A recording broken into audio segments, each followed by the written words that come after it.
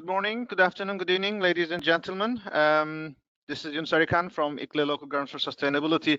At the outset, deep apologies for the technical delays. There were some clashes in the systems, so we beg and we count on your understanding, and thank you for all your patience.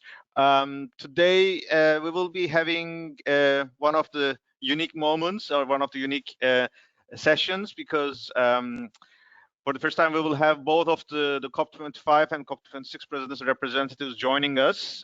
Jordan Harris, you have been familiar with him over the past couple of months, so we have been working with him towards Madrid and since then. But we are delighted to be joined by Kristen Moserdale, who has been now appointed as the representative of the Cities and Regions Engagement Team under the incoming COP26 presidency.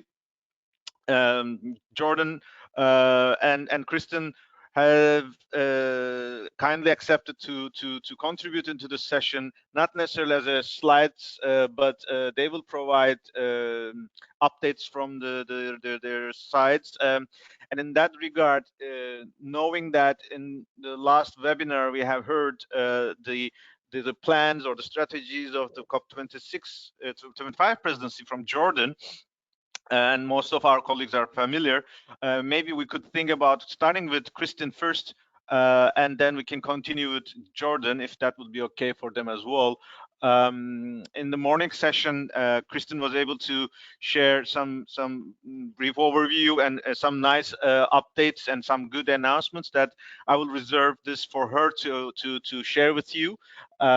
So with this, let us continue to the agenda. And just for those who have joined for the first time, originally all the participants are muted, and then they will be able to raise their hands or type questions during the webinar presentation.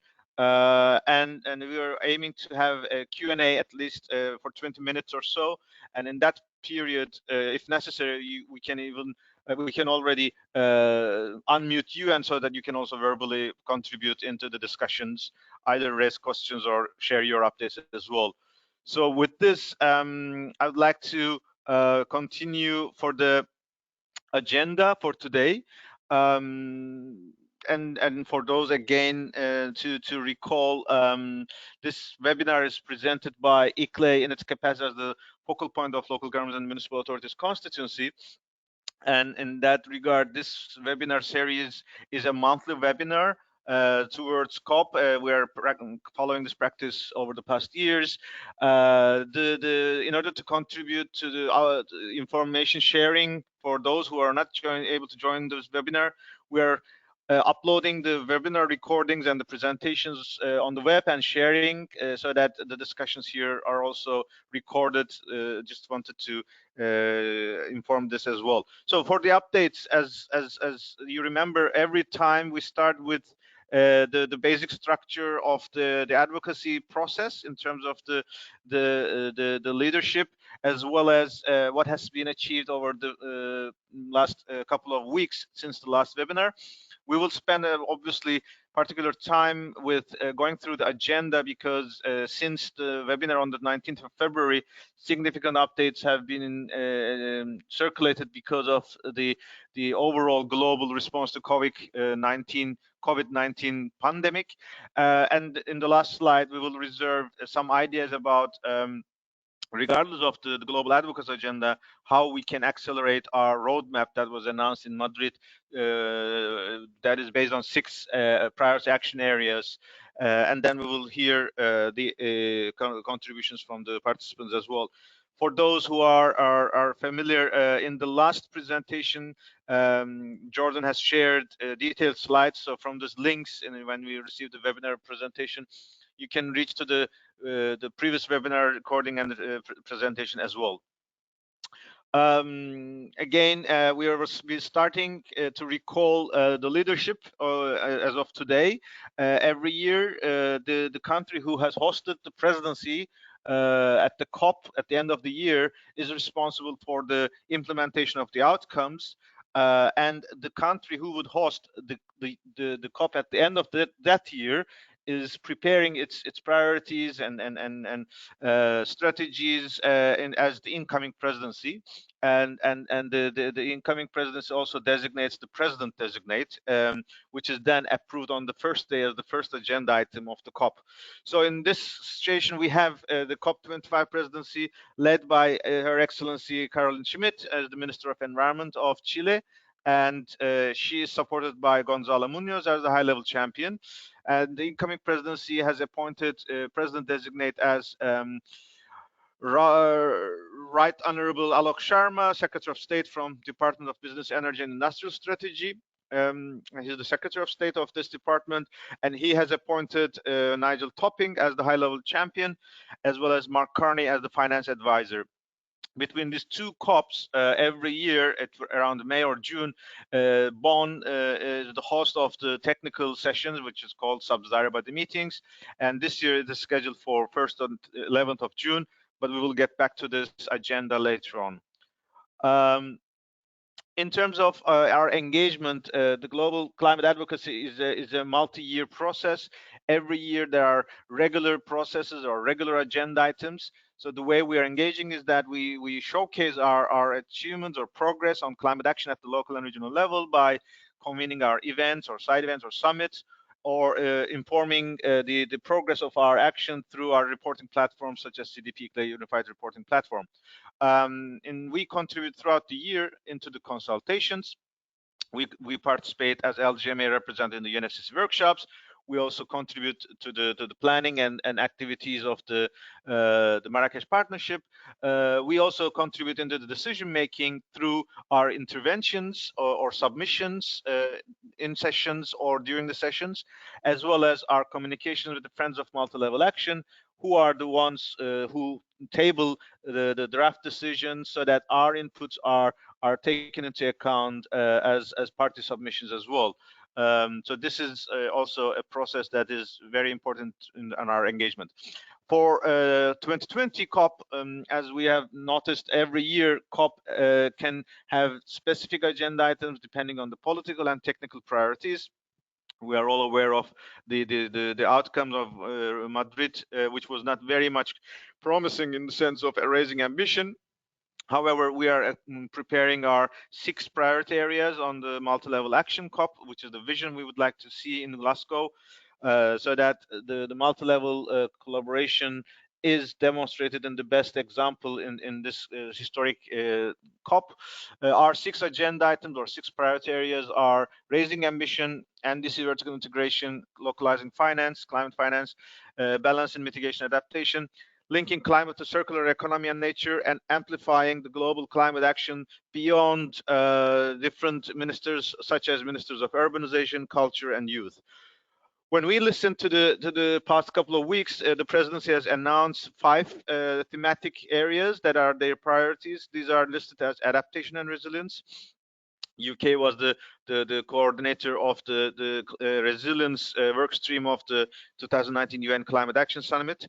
Nature-based solutions, energy transition, zero carbon energy, clean road transportation, and finance are the themes that are defined by the UK COP26 presidency. And you can see that there is a lot of synergies or overlaps with the topics that we have defined and they have defined. Therefore, and knowing that now they have a dedicated team, it is really promising that the success coming from the past presidencies, in particular with the Chilean presidency, we will hopefully continue our collaboration with the COP26 presidency as well. With regards to what has happened since 19th of February when we had our last webinar, most important one is that Marrakesh Partnership is has convened its workshop, 2020 workshop, in London on 24 and 25 of February. This is the family photo of this delegation. What are unique in this meeting is that this is the largest gathering of the Marrakesh Partnership over the past years, which shows the confidence and the support of the parties and numerous stakeholders.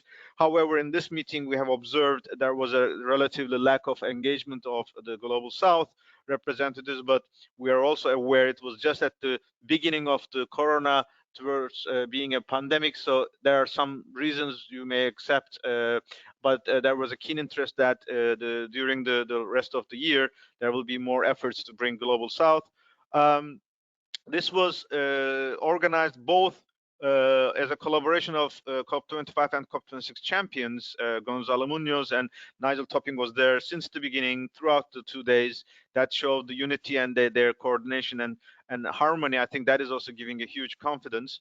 The meeting was immediately following the Wilton Park meeting of the UK COP26 presidency, which was aimed to have the first dialogue between the negotiators. Therefore, it was also good for us to be able to reach to this discussions. At least the presidency has now heard both from the negotiators, but also action or global action agenda partners, and in particularly during the first day, the COP26 president designate personally addressed the community, and he shared the priorities of the presidency, which was also followed by the teams and Kristen. In fact, we were introduced to Christine at this meeting. The rest of the other teams were also keen and closely following the debates, which is an opportunity that this would be helping to shape the priorities of the COP26 presidency.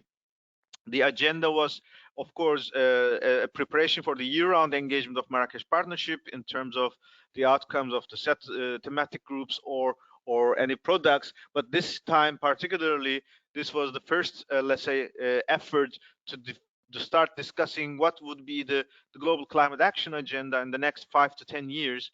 As you know, in Madrid, COP25 concluded with a decision that the Marrakesh Partnership or Global Climate Action Agenda is not anymore mandated towards a pre-2020 raising ambition, but it will also be actively involved in the Paris Agreement implementation with the second NDCs starting from 2020 to 2020.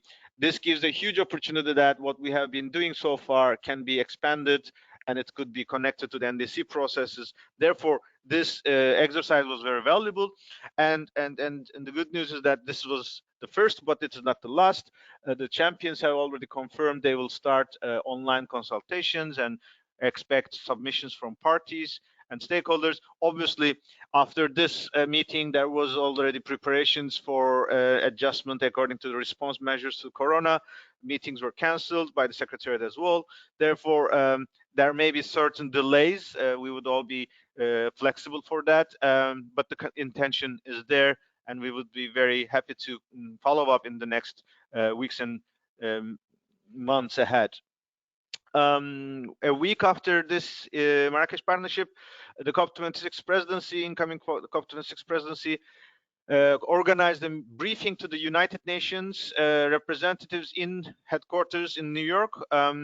This was a follow-up of what has been consulted at the Wilton Park and the London workshop of MPGCA. So, and the interesting or important point of this meeting was that the audience are not the typical United Nations Framework Convention on Climate Change negotiators, which are mostly ministers of environment or ministers of climate change, but the audience of this session was the diplomats, the permanent representatives in New York, which are not necessarily always following all the details of the negotiations, but at least it was good that they are also briefed at the first hand. And as you can see from the podium, that it was at the highest level with the Secretary General, UN Secretary General, COP26 President designate, as well as the permanent representative of Italy, who are the host of the pre-COP, and together with the UK, they are preparing the process. In that regard, the meeting was an opportunity to have the first highlights of the presidency, and also the participating member states also shared their views. There were not a call for participation of the observers, probably because of the late short notice, but we have already heard from parties like Morocco and others who have expressed clearly their wish to see local and regional governments being involved in the preparation and at the COP26, which is encouraging our efforts.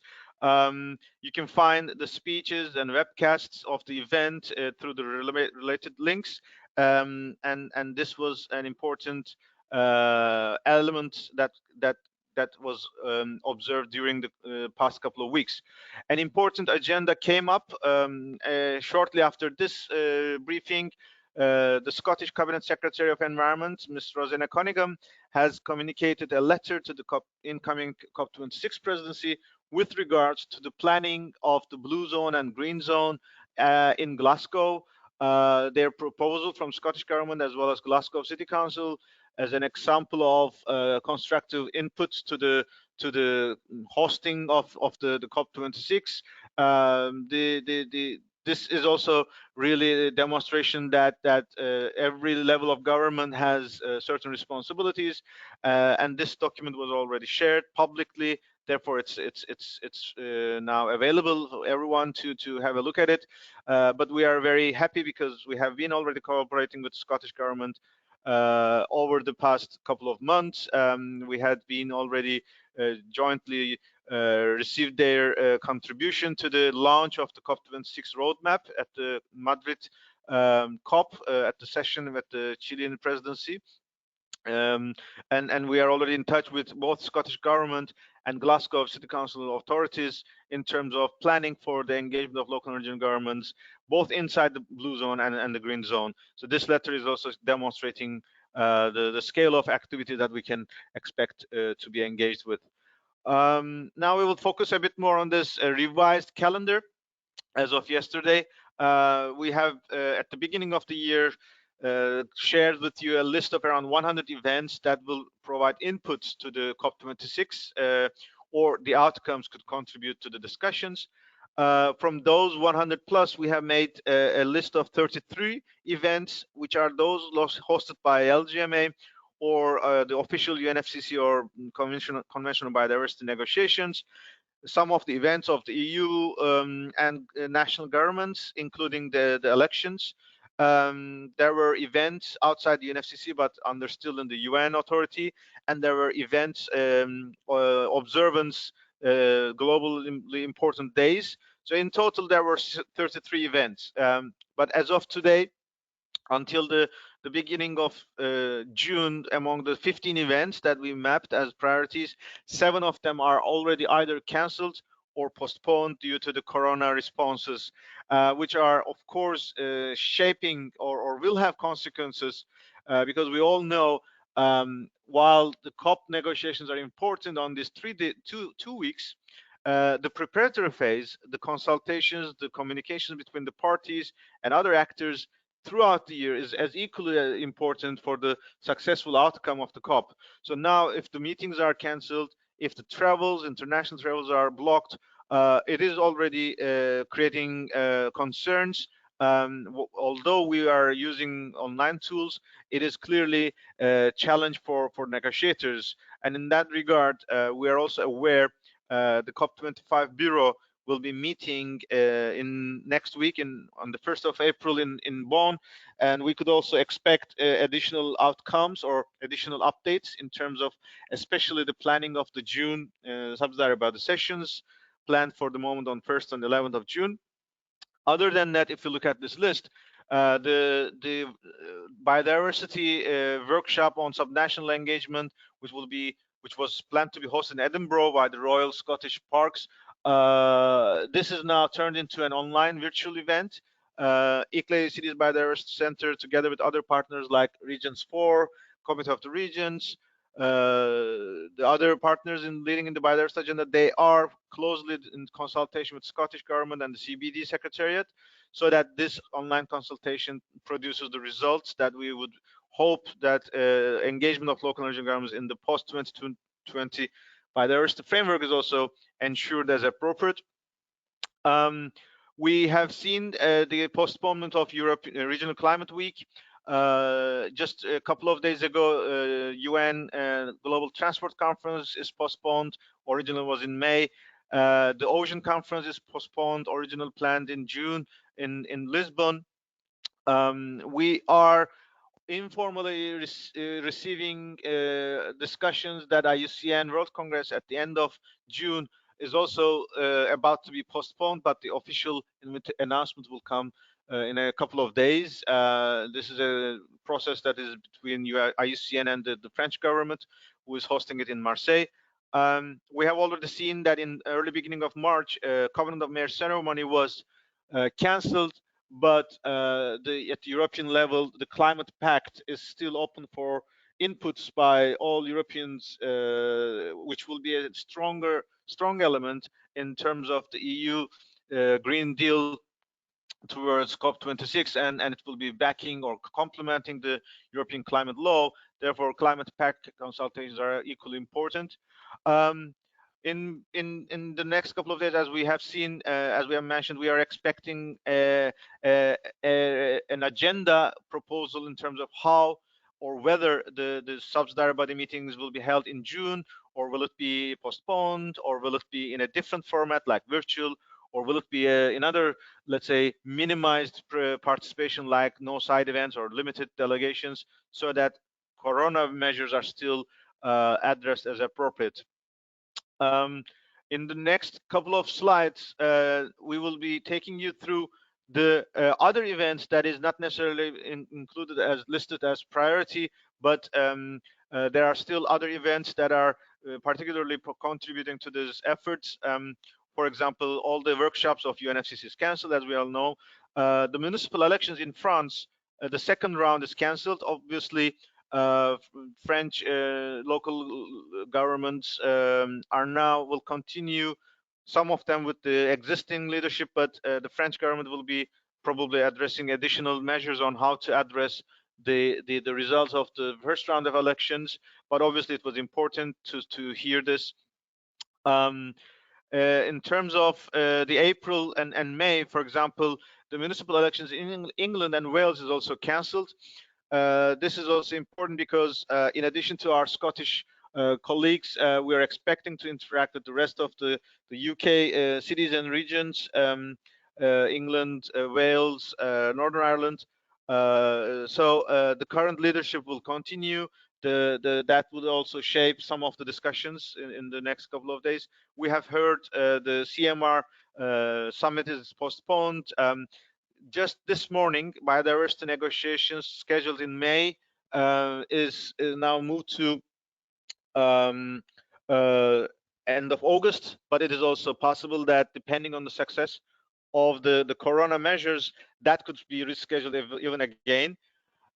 Most important thing in April is the 22nd of April, the Earth Day 50th anniversary. This is now announced as being on virtual. This was an important opportunity because we all know 22nd of April in 1970 was a milestone event in terms of the history of the environmental movements, especially public engagement. There was a vision that the same success could be replicated in terms of pushing the national governments or global climate community towards an ambitious outcome in Glasgow in this 50th year through announcements and through new commitments or through new partnerships.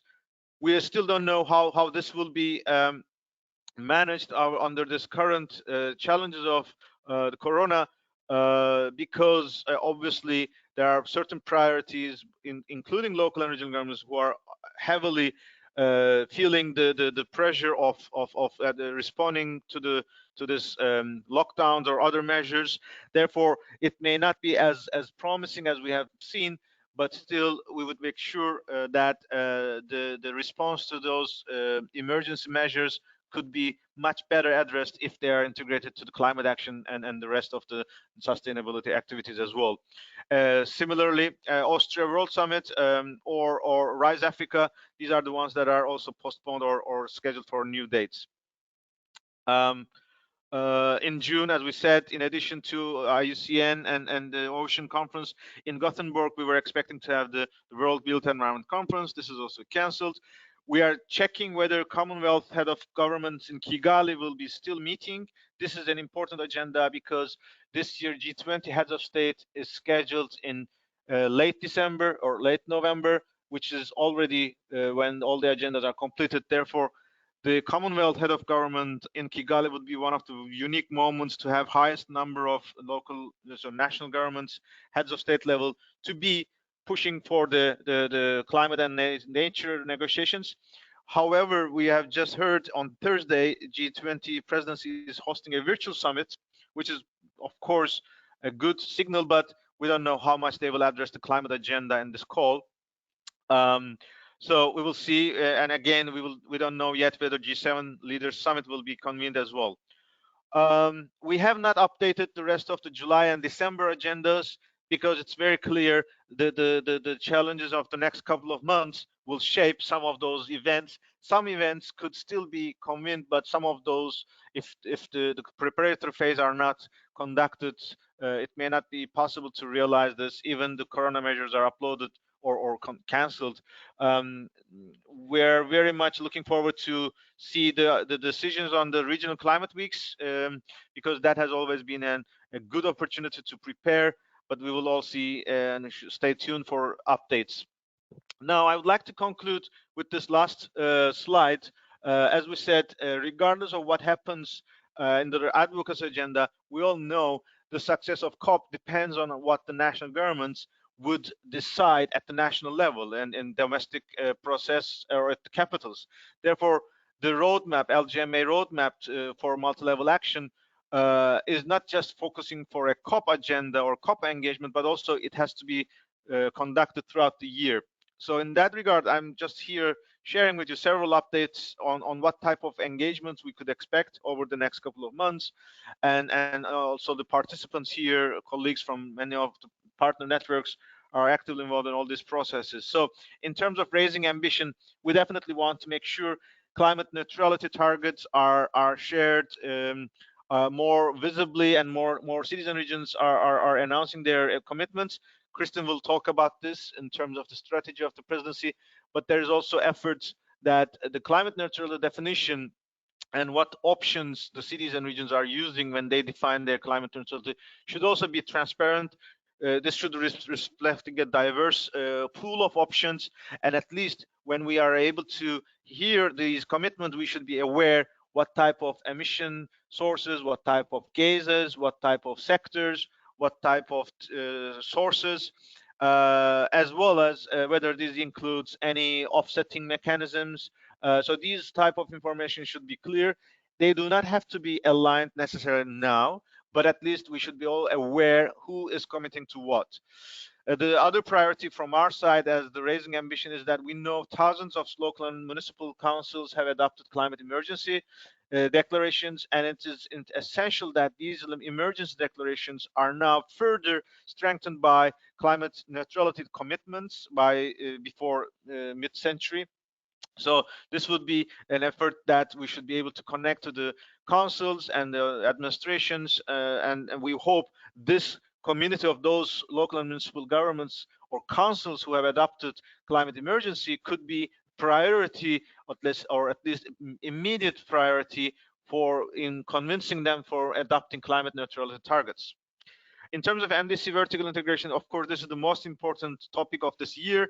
We are hoping that in the second NDCs, hopefully presented or communicated virtually to Glasgow, should be more ambitious than what they are today, and they should also be designed and developed in collaboration with local and regional governments, in line with the provisions of the Paris Agreement, preamble of paragraph 15, and because they are engaging local and regional governments, they would be more ambitious as well.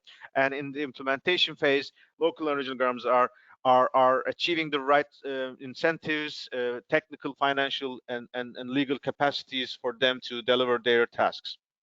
In this regard, an important process is under the NDCP partnership. The climate action enhancement package round 1 and 2 is concluded. There are around 70 countries, and ICLEI, as the first observer organization into this partnership, has been now discussing. We have signed the agreement with Uganda, Peru, Zimbabwe, and Dominican Republic, and other countries like Malawi and Mozambique is on the way. There will be other local governments probably be contributing to the other countries. So this would be the first time that we will be able to demonstrate that if you're enhancing your NDCs, your contribution or collaboration with local governments could help you. ICLEI and UN Habitat are working for a guide under the Urban Let's project for enhancing human settlements in the NDC process. there have been some technical preparations already started. In terms of the term regional and locally determined contributions, which is very attractive for many networks, and it is very, very important for us to be putting as a concrete proposal to the national governments. There are a number of processes being rolled out. UNEP and Global Covenant of Mayors are discussing for a process. UCLG and UNDP are also discussing some partnerships. At the EU level, this is very important because EU as a supranational process is the most closest model of multi-level governance, in the sense that that there is a process called Committee of the Regions and a constitutional body that they can demonstrate how multi-level engagement could be demonstrating its services to support NDCs. Committee of the Regions is also pushing the idea of regional and locally determined contributions. A specific process, we know EU has a commitment under the Paris Agreement, but member states of EU have only presented their national climate and energy packages. At the same time, Covenant of Mayors, which has been in practice in Europe for the past 12 years, there is also a process called Sustainable Energy and Climate Action Plans. And the goal is that if these two plans could talk to each other or recognize and acknowledge each other, it can already make a huge process or progress in terms of concrete example of multi-level action and multi-level collaboration. This could be enshrined in the climate law, and which is currently in the draft phase. It could be something that be included in the climate pact. In addition to this, there is also a process called Partnership for Collaborative Climate Action, which is kicked off by the German government at the ICA summit last year in Heidelberg. This played a huge role in the UN Climate Action Summit as well. And we also have this UN FCC Friends of Multi-Level Action, which are the countries that we are incorporating or having synergies. For example, countries like Japan, who have also been very actively supporting the initiatives of municipal governments or prefectural governments in Japan, which are now around 1/3 of them are under the climate neutrality commitments. That is something that Minister of Environment of Japan is also very, very actively following and exploring how this could contribute to the Japanese NDC, revised NDC as well. Or countries like Indonesia that we have been working so far, Mexico, all these countries who are partnering in the rest of the other agendas, they are already a close partner in all these processes, so that we should be working more actively with those priority countries. In terms of climate finance, last year we had huge progress. We have a gap fund, LUCI, CCFLA are all new, strengthened with new tools and new mechanisms. Now it's time to operationalize this. With the outcome of the UN Finance Committee under the UNFCCC in 2019 forum, they have addressed for the first time sustainable cities. There are certain outcomes, there are certain recommendations. It is now time to connect these recommendations to those initiatives and bring that more active enhancement of local energy governments to the climate finance is visible and making progress. We have to contribute to the debate on Article 6 of the Paris Agreement, both market and non-market mechanisms. Meanwhile, although it's not in a direct agenda in the UNFCCC, but we are aware there are hundreds of local and regional governments who have already committed for divestment from fossil fuels. These should also be used as an important element in the local climate finance discussions.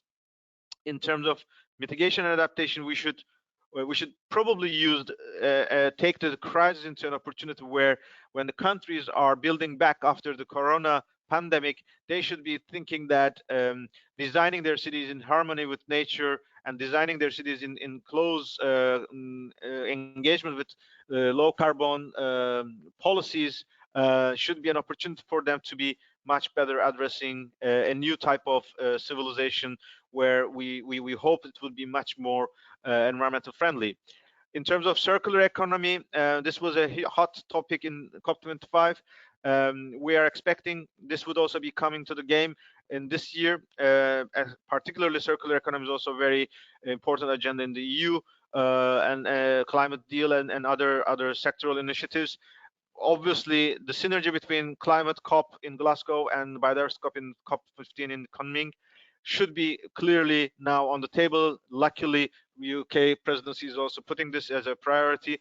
This is all giving us the opportunities to be more hopeful about this agenda. And lastly, in terms of amplifying the global climate action, we should be following on our achievements. For example, there was the World Urban Forum.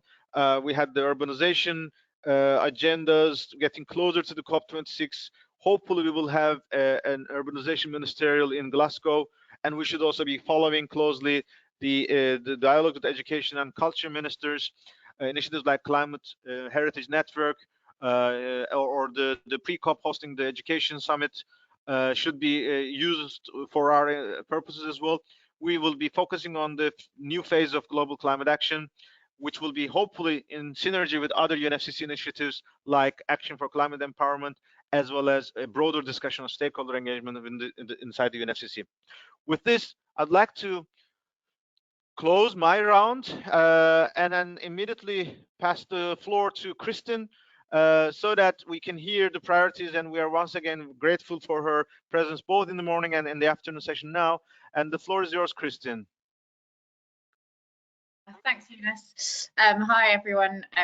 Yeah, as Yunus said, my name is Christina Mosdale, and I am the Cities and Regions Engagement Lead in the COP26 unit. And I've been post now for a few months. I wanted to just provide an overview of the priorities of the Cities and Regions work stream. Yunus highlighted earlier the sort of 5 priority campaigns of the presidency: adaptation and resilience, finance, nature, energy transitions, which is predominantly based on the sort of Powering Past Coal Alliance campaign, and the clean road transport, which again is predominantly based on zero emission vehicles and passenger transport, which is both cars, but we're also looking at e-buses. The objectives of the Cities and Regions workstream build on and are very closely linked to the priorities of the high-level champions.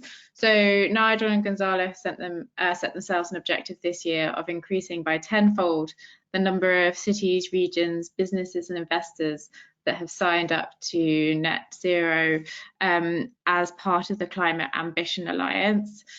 So for us, that means that we are looking to get 1,000 cities signed up to net zero. Technically, I think we should be aiming for 3,500 to 4,000 cities, but we want to get a balance right between ensuring that they are robust net zero commitments and quantity, and therefore we think that that is a good level of ambition. For states and regions, we are therefore looking to get 140 states and regions signed up to net zero. That I think is the far more challenging target. The second, so that's the sort of primary objective. Second objective is to consider and mobilise the sort of inherent demand that is within cities and states and regions, and also the sort of scope for innovation and support to systems transitions that they can provide due to their scale, and will be heavily involved in the sector sort of systems transformation coalitions that Nigel is keen to build, that again are focused sort of sector focused systems transformations. They will overlap in part with some of the presidential priorities, for example, on zero emission vehicles, but will also cover a number of areas that are not covered by the presidency's priorities, such as sort of shipping, aviation, heavy road transport, buildings, land use, etc.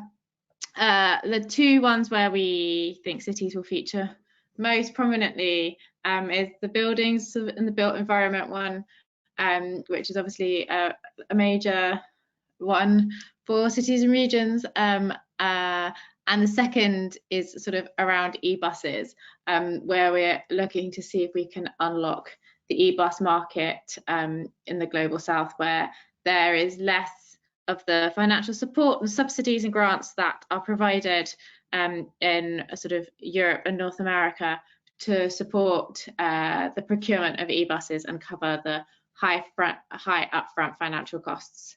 So that's the second priority. The third one is to consider the role of cities and regions and how we can use cities and regions to support our climate diplomacy and the SCO network, as well as the role they can play within the kind of core campaign. So what we want to do here is think strategically about which of the cities and regions that we can get to commit to being net zero and who we know are influential and may be able to persuade and drive greater national ambition.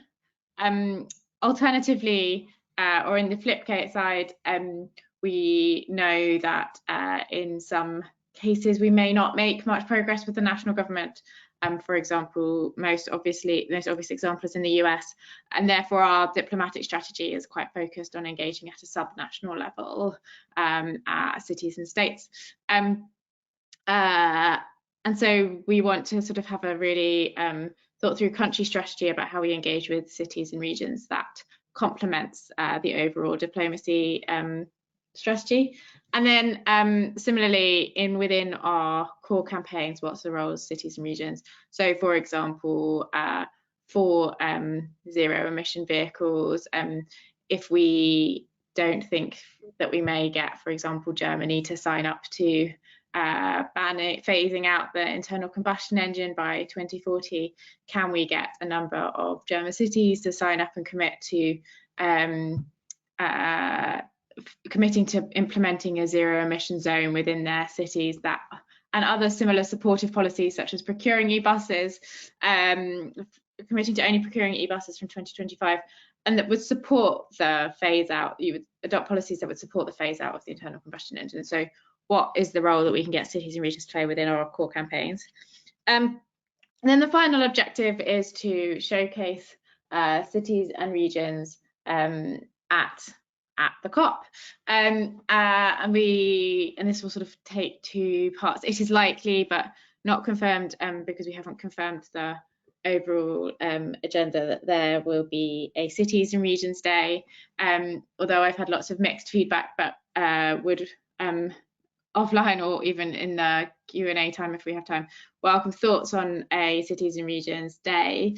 But I'm very personally keen, and I know Nigel is too, to ensure that we kind of mainstream the participation of cities and regions throughout the summit, so that it is not limited to the Cities and Regions Day, but that we think of cities and regions as core parts of systems and sort of the ecosystem, and therefore if we, for example, have a transport roundtable, that we don't just have transport ministers, but that we also have business CEOs and city mayors or state governors, where they are particularly influential, etc., and where they should be involved in the conversation, and have the sort of, what we're keen to do is, this isn't limited to cities and regions, I should add. This is about how do you engage the non-state actor community throughout the COP and sort of some of the events at COP, etc. So those are the four major objectives. And I'm pleased to say that it is no longer just me working on cities and regions. Nigel has been building up his team of secondees, and Agat Capicchioli from C40 will be joining Nigel's team as a secondee to lead on the engagement with the cities community as a whole, as part of the non-state actor work that Nigel is leading, and Priya Shakur from Bloomberg Philanthropies will be joining as a secondee to focus on regions, and together we will look to drive the cities and regions engagement from a COP26 and high-level perspective team, building on the work that has already gone on before and working closely with the COP25 presidency and Gonzalo. So yeah, so that's sort of the overall overview. I'm very happy to take any questions, etc. Thanks very much. Thanks, Christine. Thanks for this really encouraging, promising, and really welcoming announcements and vision, especially our colleagues, Agath, hearing that you will be working with her. That is really a great opportunity. She has been involved in this process, and we are very happy to have such kind of colleagues inside the teams. And now maybe it's the good time to pass the baton to Jordan, who has been instrumental throughout the year, last year, in driving the presidency dialogues with the LGMA constituency. Jordan, can we hear from your perspective? Maybe now you have heard the Christian's perspective, or of course not personal, but of course institutional. Maybe you can also comment, because I already feel there are a lot of similarities about what you are doing as COP25 presidency. Yes, Jordan, the floor is yours. I'm now turning you on mute. Yeah. Great. Can you hear me? Yes. Great. Thank you, Yunus, for the introduction. And yes, it's quite refreshing to hear from Christine's side on the COP26 that there are indeed many synergies with the priority areas that we have been working with from the COP25 presidency. And it seems that also from recent events in last months, in which COP25 team and the GCA high-level champion teams were able to kind of meet and share information and experiences and knowledge, that we're off to a good start in that regard. But it's a pleasure to come into contact with you, Christine, in this context of the LGMA webinars, which is a great space. So thanks again for the invitation, Yunus, to join you here. Just a few very quick reflections. Yeah, great to hear that there's going to be renewed leadership from the COP26 side, with focal points both within the COP26 presidency and in the GCA high-level champion team, with Agath joining that team. That's very good and promising news, as Agath was also very active in organizing our events and participating in the development of the roadmap that was presented by LGMA constituency during the COP25 in Spain. Just to highlight some of the points that I had made before, as Yunus mentioned in a prior presentation, that will have to be amended because of the current contingency, obviously, especially many of the activities and events that had been planned for this first semester of the year are being reprogrammed.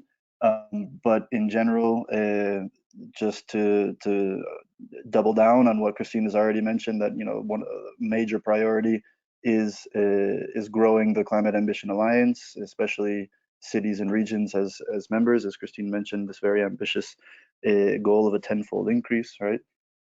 So we'll be especially working in the context of Latin America with the various networks that are active here in the region under the GCOM steering committee, working with C40, working with CC35, with ICLEI, with FLACMA and others, in order to strengthen this this alliance within the region. At the same time, we'll also be looking forward to continued collaboration with LGMA and also with our partners in COP26. So I'm looking forward to maybe having maybe at some point soon a bilateral, so that we can kind of with COP26 and then also be able to work together with LGMA constituency to kind of build on this road to the COP26, using the roadmap as a tool in order to guide us. Also great to hear about the priority areas that have been established. As Yunus mentioned, there are a lot of synergies with what has been established both on a global level through the LGMA roadmap, as well as on a regional level in Latin America here through the Latin American Action Strategy Roadmap, which also echoes several of the same themes as far as nature-based solutions and vertical integration and the importance of climate finance on a local level, et cetera, et cetera. Also, there will be work on formulating very clear criteria for carbon neutrality that will be useful for cities and regional governments joining or interested in taking on these commitments and joining the Ambition Alliance. And yeah, just also looking forward to participating in the reprogramming of all these different major events that Yunus had went through.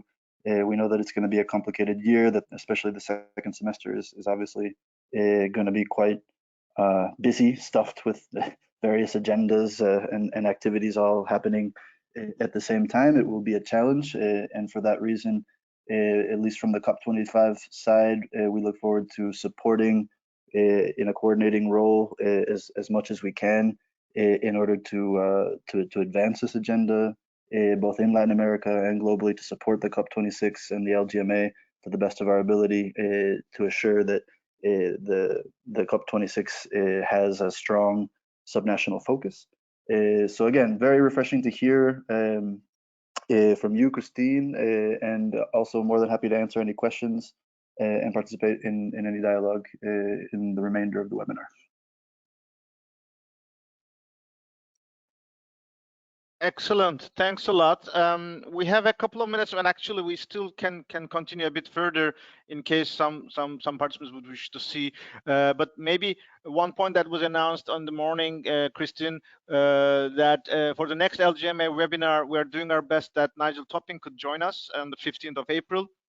So that by that time probably there will be more updates. There's already questions coming to the screen. For example, Veronica Arias from CC35, she was asking to Kristen whether there are any documents. I assume this will be coming soon. So we will continue to keep you updated through the LGMA mailings, but also the Cities and Regions website as well. Eva Banyos from CMR is also confirming that the CMR Congress in Innsbruck has been postponed, or let's say at the moment cancelled. No new date is fixed yet. And I just received from Christine that she has to leave early, or at least in time actually, because this was scheduled until 5 o'clock. Maybe Christine, any immediate response, listening to what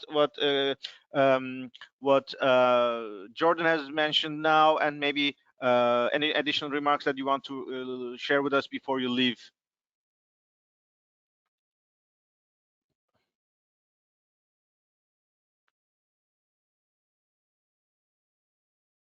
Yes, now you are unmuted. Yeah, thank you. So I think my immediate thing is, so there are,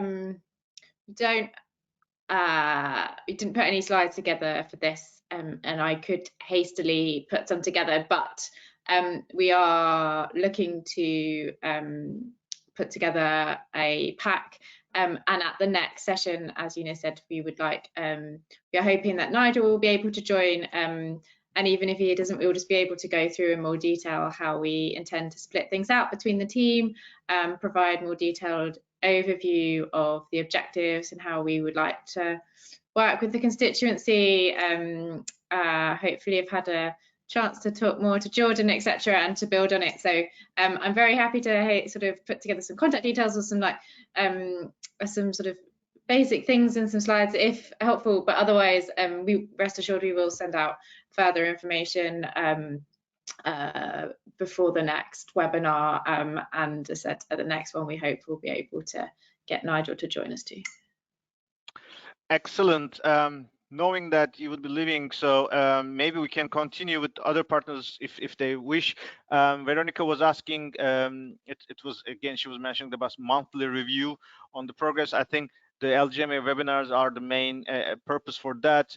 We would add into this slide the list of calendars in terms of the webinar schedules in the rest of the year, but obviously stay tuned for further updates because anything can be changing because of the lockdowns across the world. Today I was reading that 1/5 of global population now is under lockdown. Definitely this will influence all what we're doing, and in that regard, Eva was mentioning about Climate Chance Summit in Kigali and in September. Yes, we heard this, but anything about the second half of the year, Eva, honestly speaking, I don't want to announce anything, or I don't want to update the calendar yet. I would like to first hear what will happen in the June sessions, and then we can reschedule. There were a number of other events that is coming to us. For example, the Local Climate Solutions for Africa is also scheduled in September. I don't know how much all of these could happen in that crazy month when the whole agenda is shrinking to a couple of months. September, October will definitely be crazy, assuming that Corona would be settled down until that time. So let's see. There are still flexibility in terms of agendas. Any other remarks that you would like to share? Please, you can feel free to type in, or we can unmute you.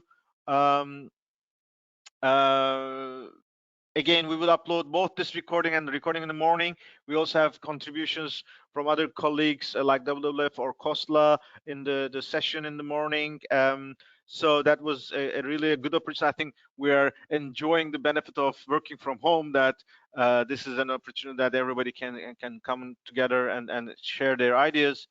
Let's hope all our members, local and regional governments, can successfully challenge, and the national governments also can update their policies, and the citizens comply with the measures, so that we then build back after Corona crisis with a more ambitious, environmentally friendly development, which is living in harmony in cities.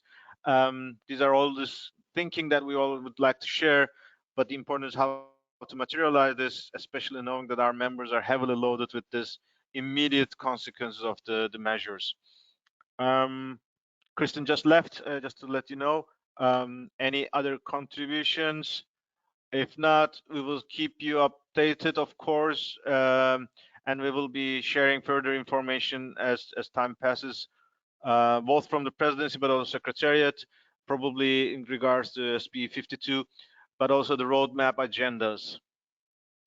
With this, Jordan, any immediate last words you'd like to share?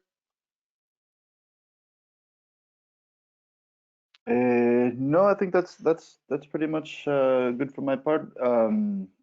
Yeah, just a lot of uncertainty. So I think in the coming weeks, especially through the bureau meeting next week, there should be at least some clarity regarding dates for particular events. So I would also just echo your statement, Yunus, that I think it's a little premature to start planning or any announcements specifically, but I think at least hope, along with everyone else, that in the next coming weeks and month that there will be some more clarity. Excellent.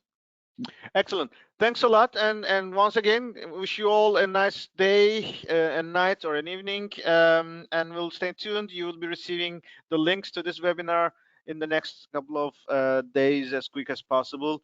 And once again, thanks a lot for all your participation, and bye-bye. Great. Thank you, Yunus. Take care. Thanks, Jordan. Yeah. Cheers.